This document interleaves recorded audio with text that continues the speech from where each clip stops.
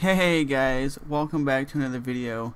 I was reading some comments on a Brock Lesnar interview that he did, or a fight that he did against St-Pierre. And a lot of people are saying Brock Lesnar is a horrible fighter, but you got to think about what he accomplished in the game of mixed martial arts, why he was in there. You know, he was dominating people, like humiliating people that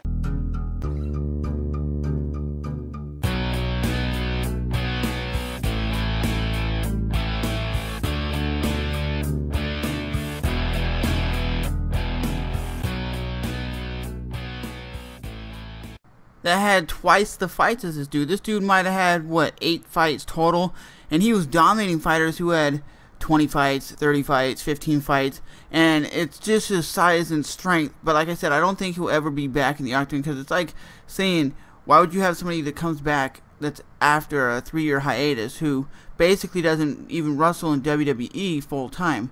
Cain Velasquez, I think, will mop him up. You didn't even have Travis Brown in the UFC back when Brock Lesnar was fighting. That everybody wanted to see, because he was just that aggressive. He's very aggressive. He's one of those guys who wanted to go in there and F stuff up. And the bottom line is, that's the way mixed martial arts should be. You should go in there and you want to F people up. You don't go in there and you play round winning. That's why I love Joe Lozon. He goes in there week in and week out every time he fights. I'm not saying week in and week out, but he goes in there every time he fights and goes in there to F people up. He goes in there to hurt somebody. He goes in there to finish fights. He doesn't go in there to play games and win rounds. That's why I love people like that. That's why I don't love people like GSP who are a round winner. That's their game. And this whole Daniel Cormier versus John Jones fight, a lot of people, somebody in the comment section of one of their videos said John Jones is going to throw a flying triangle to win that fight. Really? When was the last time you've seen somebody throw a flying triangle in an MMA bout? I have never seen that, and especially you ain't going to throw, John Jones ain't going to throw a flying triangle to submit Daniel Cormier. And Daniel Cormier is 15-0, and he completely dominates everybody. And the aspect of what he is beaten, he's not just beaten light heavyweights, he's beaten heavyweights. He's beaten Antonio Silva, like Bigfoot Silva. He beat Josh Barnett, Frank Mir, Roy Nelson, Patrick Cummings, Dan Henderson. He beat what John Jones off.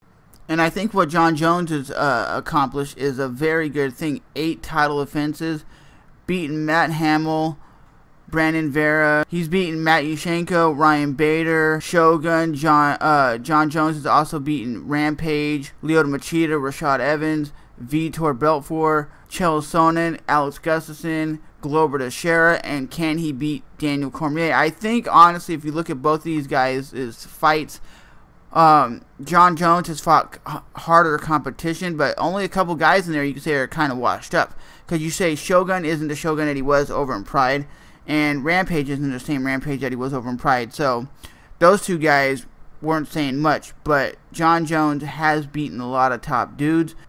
But never in recent history do I remember John Jones being really pissed off to fight somebody. Not even when it was Rashad Evans, not even when it was Chael Sonnen. I never ever seen this dude as fired up as he is right now. And the reason why I say you've never seen John Jones pissed off, and a lot of times when a lot of fighters are really emotional when they're coming into a fight, they either fight really emotional and get beat down real easily because their emotions out there and they're not really going for the game plan. They just want to hurt somebody and that's it.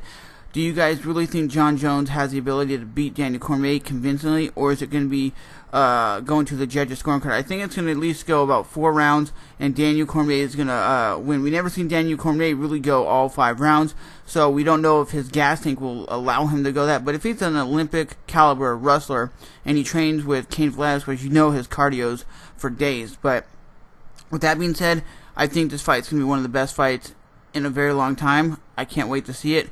I'm going for Daniel Cormier, even though I'm not really a Daniel fan or a John Jones fan. But I just want to let you guys know that this has been another episode of the MMA Breakdown live chat, and we'll see you guys next time. After the fight, I'll go live on Google Plus for about 20 minutes if you guys are actually on, and we'll do a live chat, and you guys can ask me questions about the fight and what I thought and what I think about who won. So with that being said, I'll see you guys soon. Bye-bye.